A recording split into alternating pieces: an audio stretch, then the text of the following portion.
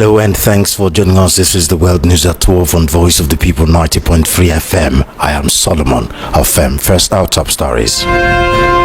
IBAS rejects Rivers Assembly's move to probe 6-month spending. Federal government constitutes committee to investigate Dicon explosion. Shettima arrives in New York for 80th UNGA. Federal government revokes 1,263 mineral licenses over unpaid fees. Federal government probes outbreak of strange flesh-eating disease in Adamawa. Outside Nigeria, Israel-Palestine two-state solution summit to be held as recognitions surge. And in sport, Max Verstappen wins Azerbaijan GP as Piastri crashes out. Those are our top stories. Details coming up in just a moment.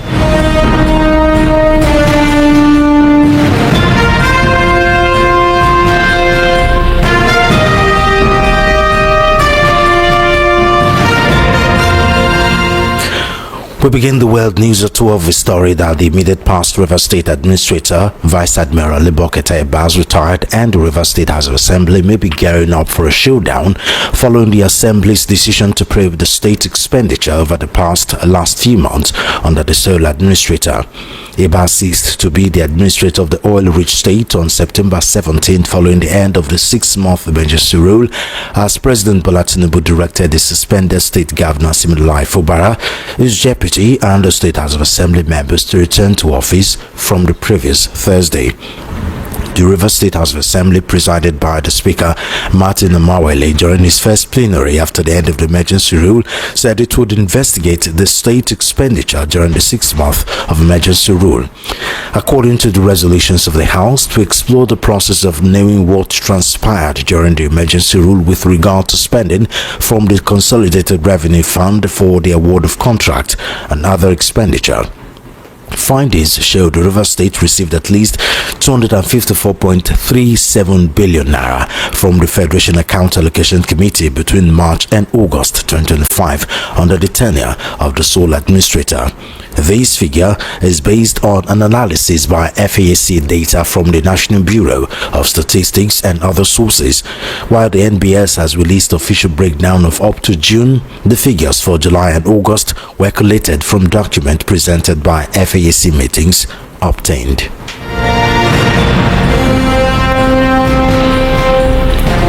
The federal government has set up a committee to investigate the cause of the explosion at the Defense Industries Corporation of Nigeria Dicon complex in Kaduna State.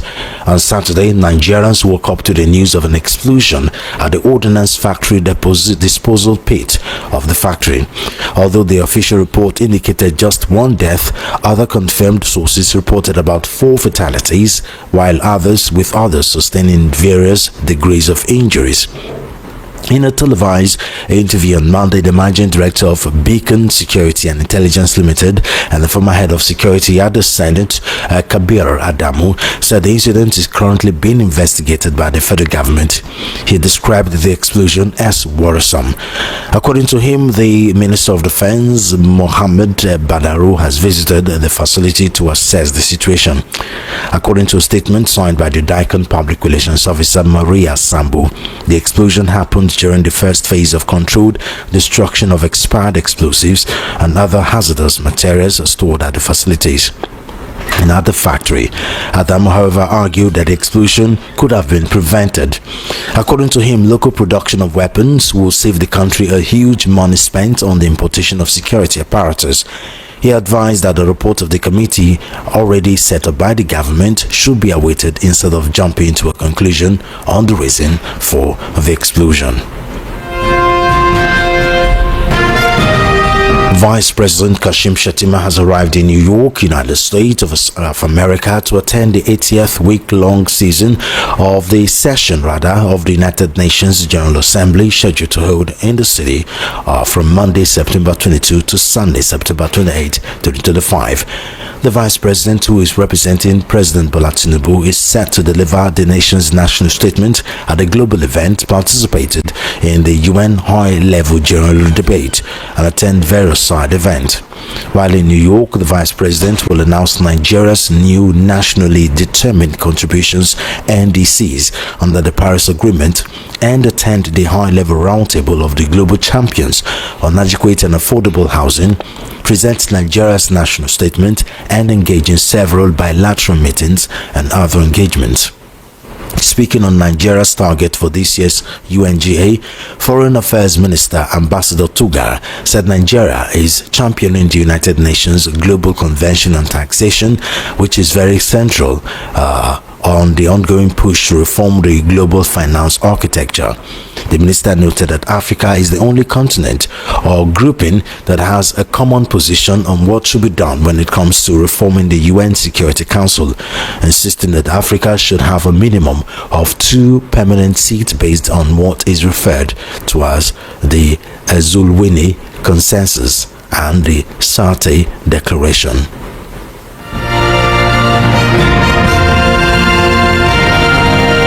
The federal government, through the Ministry of Solid Minerals Development, has announced a fresh revocation of not less than 1,263 mineral licenses.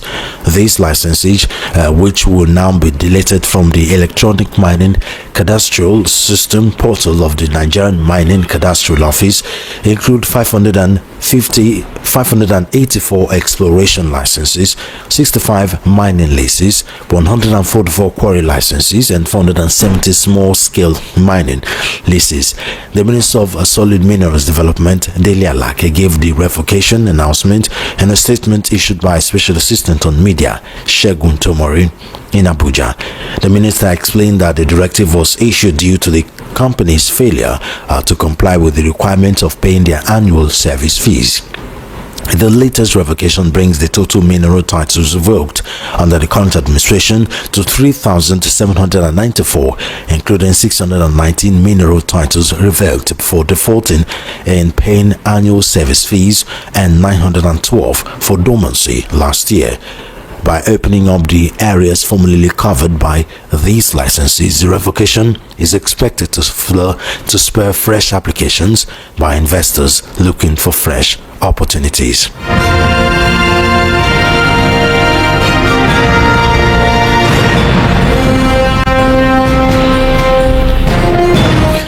The federal government has begun laboratory investigations to determine the exact cause of a strange flesh-eating disease that has killed seven people in Malabo, Adamawa State. Adesigbin Olufemi, acting national coordinator of the National Tuberculosis, Borreliosis, Ulcer and Leprosy Control Program, disclosed these during an interview on Sunday in Abuja. Olufemi said that of September 10, there were 67 confirmed cases with 8 patients undergoing surgical treatment at the Modibo Adamawa University Teaching Hospital, Yola. The disease often begins as a boil, later bursts, and then gradually eats away flesh, sometimes damaging the bones in the affected area. Olufemi stated that although the exact cause remained unknown, Borreliosis ulcer was suspected. He explained that Borreliosis ulcer is caused for Mycobacterium ulcerans, a bacterium commonly found in swampy environments and around stagnant riverine ecosystems. You are currently listening to the World News at 12 right here on Voice of the People 90.3 FM. We'll take a short break. When we return, we'll head into the news analysis segment.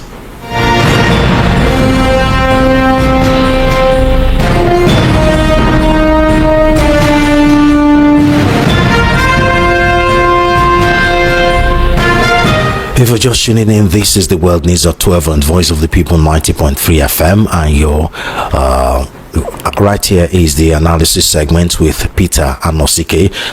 He's of course a current affairs analyst and of course an academic doctor with PhD on consulting and profit management from Brenner University in the state of Delaware, United States.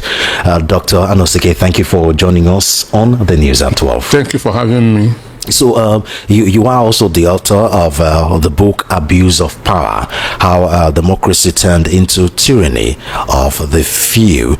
That reminds me, yesterday was 20 years after the death of Comrade Chima Ubani, who you dedicated the book to. Say something about Chima Ubani.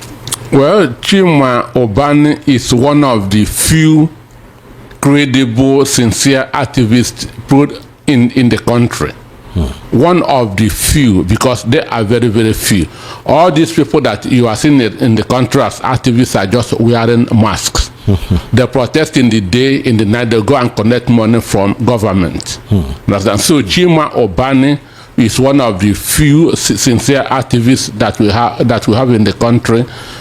Officially, he died. In Potiskum, Maiduguri, about 20 years ago, when they went there to protest over abuse of workers. I say officially because it was said that he died in a motor accident. But those of us who were close to him knew what happened. Those of us who were very close to him knew what happened. Even, in fact, he predicted his death to me a week before he died. Wow. Understand? Because he knew that the Nigeria state then were after him.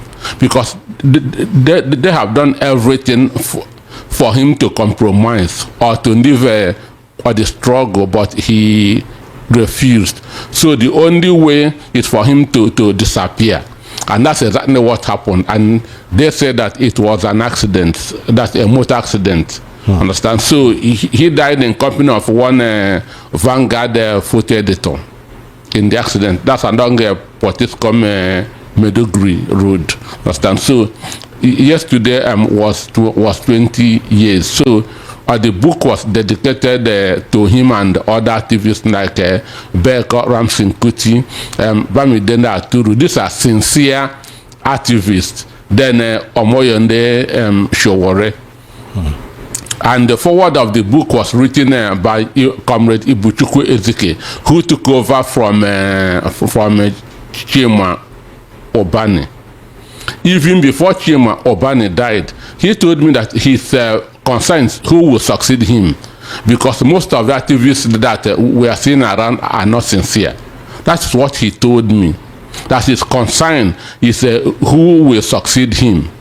So he has to go to Enugu then to bring Comrade Chima Ibuchukwu Ezike, who succeeded him. So Ibuchukwu Ezike told the story of struggle for democracy in the country. Understand? He told the whole story. And the same Ibuchukwu Ezike was the person that General Abacha ordered to be arrested and shot alongside President Olusegun Obasanjo and others. So, but as God have it, the morning that they were to be shot was when the news came that Abacha died in the night. So that was why Ibuchukwu Ezike is still alive today and Obasanjo is still alive. Understand me?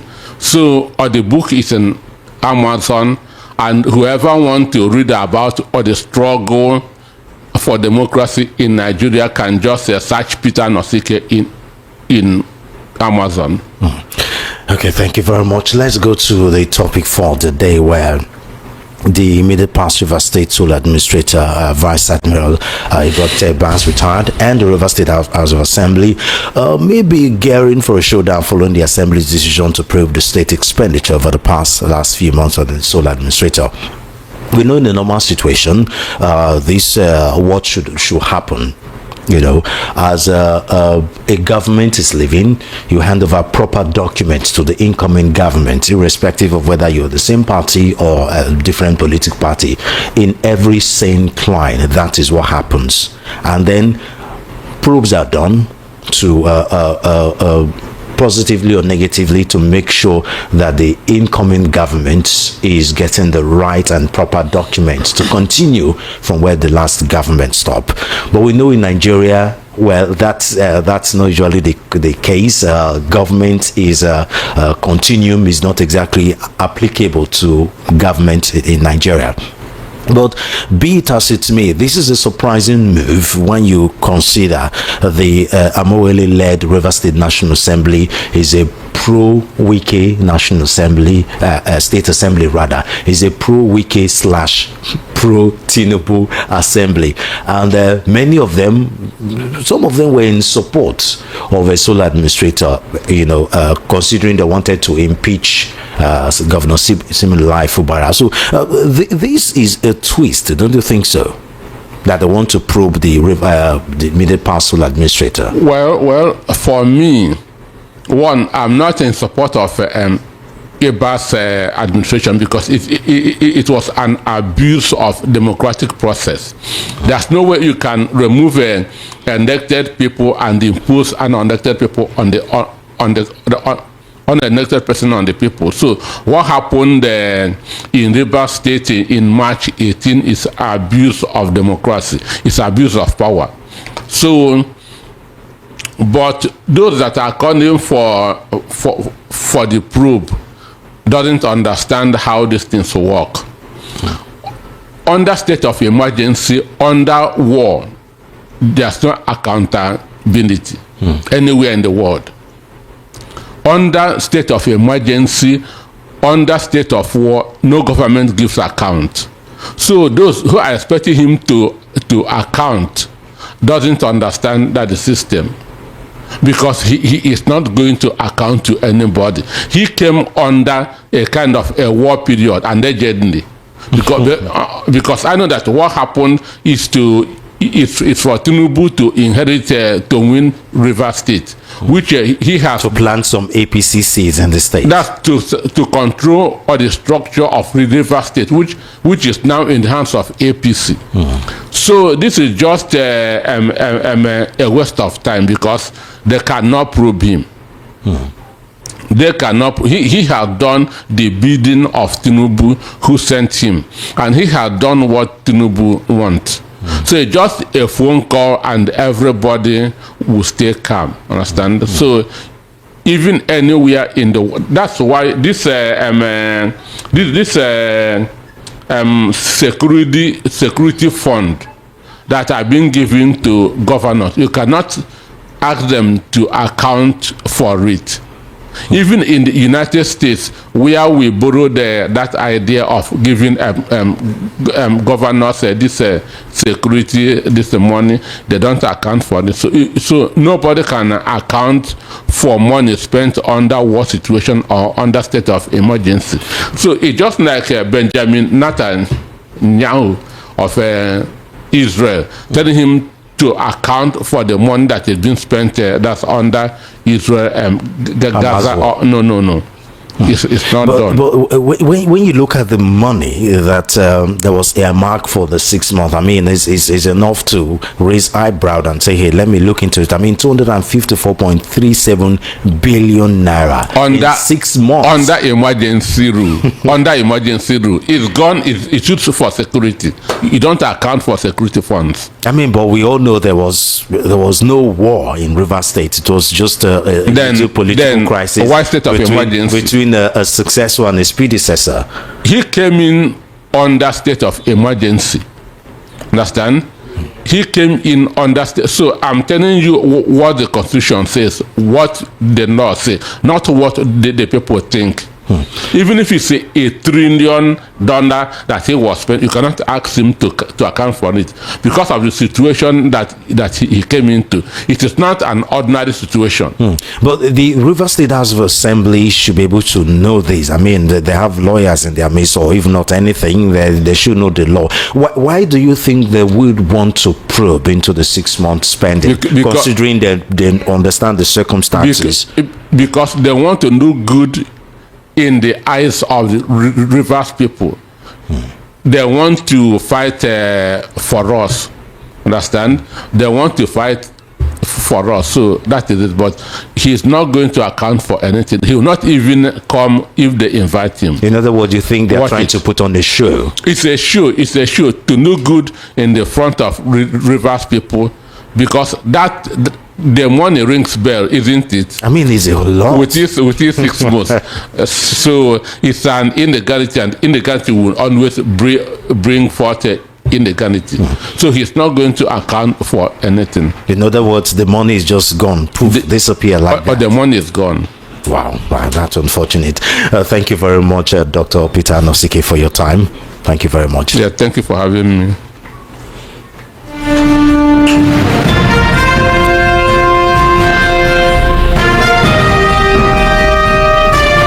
That was Peter Nosike, a current affairs analyst, and of course, academic doctor with PhD on consulting and profits management from Brunel University in the state of Delaware, United States.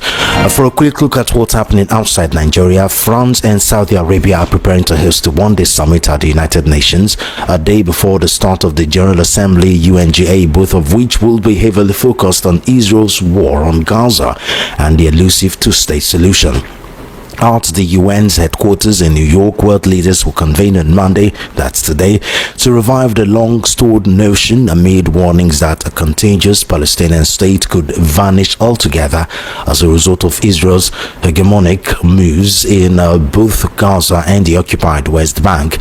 France is expected to announce its official recognition of a Palestinian state, and others like Belgium are considering doing the same. It will come one day after the United Kingdom, Canada, Australia and Portugal all recognized Palestinian statehood in historic moves despite vehement opposition from Israel and the United States. Israel and its top allies are boycotting the summit, with Israel's ambassador to the UN, Danny Danon, describing the major multilateral event as a circus and sticking to Israel's common reference that such moves reward terrorism. Israeli Prime Minister Benjamin Netanyahu is under heavy domestic political pressure amid the surge in recognition of a state of Palestine. Israeli media report his far-right government is considering partial or full annexation of the occupied West Bank in response, but that Netanyahu needs US support and cover, which he will seek while in New York for the UNGA. And finally, on sports, Max Verstappen pulled off a pole to flag victory in Azerbaijan Grand Prix after championship leader Oscar Piastri crashed out in the opening lap of the twisted street circuit. Piastri's McLaren teammate and closest rival Lando Norris was unable to capitalize fully, only finishing 7th and reducing the gap at the top of the standings by 6 points to 25. Mercedes' George Russell, who has been struggling with sickness all weekend, produced a fine drive to climb from 5th to 2nd, while Carlos Sainz picked up his first podium for Williams. Four-time world champion Verstappen has been the class act of the weekend.